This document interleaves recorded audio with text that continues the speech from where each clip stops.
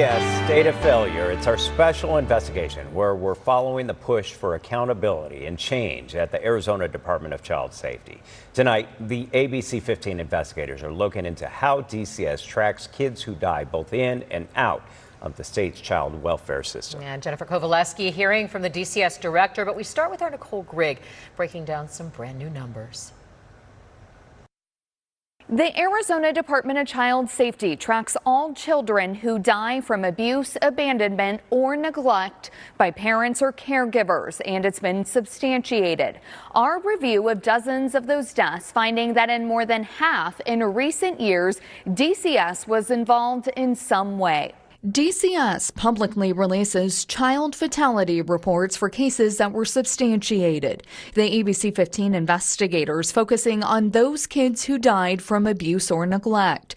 We went through every single preliminary report since 2020, finding there had been more than 100 of those deaths across Arizona. Phoenix accounts for over 40% of them, and in 55% of all deaths we reviewed, the parents or guardians had some type of prior history with DCS.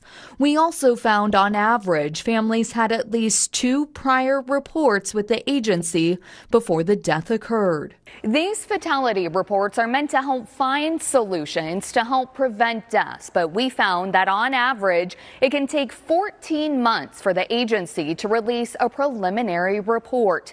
Kids are also dying while in the department's care. ABC15 investigator Jennifer Kovaleski is looking into those cases and has an exclusive interview with the DCS director. Why does there need to keep occurring death after death after death? Too many children are dying in the state's care. It is something horrible that occurred that I believe could have been prevented. Longtime foster parent Anika Robinson is talking about Soraya Dawn. The 16-year-old girl was murdered in July in Phoenix, just hours after going missing from a surprise group home. Police say the man who allegedly had the pregnant teen killed was also the father of her unborn baby. 15-year-old Christian Williams died last summer. Christian was also living in a group home, this time in Mesa. They found us. Medical records show he died from complications of type 1 diabetes after group home staff let him go without his insulin. So now he's pretending that he's dead on the floor. He's pretending what?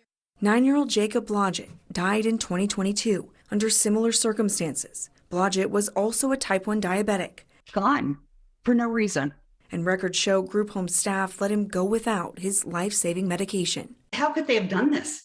How in the world could they have not taken care of someone with those medical needs? But those are just the deaths we know about as a part of ABC15's commitment to investigating failures at DCS. We wanted to know how many kids die every year while in the state's care.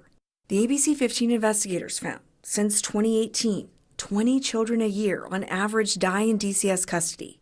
In 2024, 14 kids died. In 2023, 19 kids lost their lives. And in 2022, the highest number, 25 children died while in Arizona's child welfare system. Is that acceptable? And what are you doing about it? Well, no death is acceptable. In an exclusive interview, Arizona DCS Director Catherine Patak responded to what we found and the deaths in DCS custody. Any child dying in our custody is not acceptable, and we use systemic learning to make changes to make the reoccurrence less likely. The director says they have launched a review into what went wrong and the warning signs missed in Soraya Dawn's case.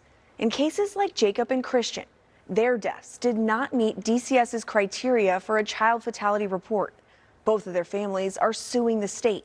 Patak also says many of these in-custody deaths are from natural causes. I'm ABC15 investigator Jennifer Kovaleski.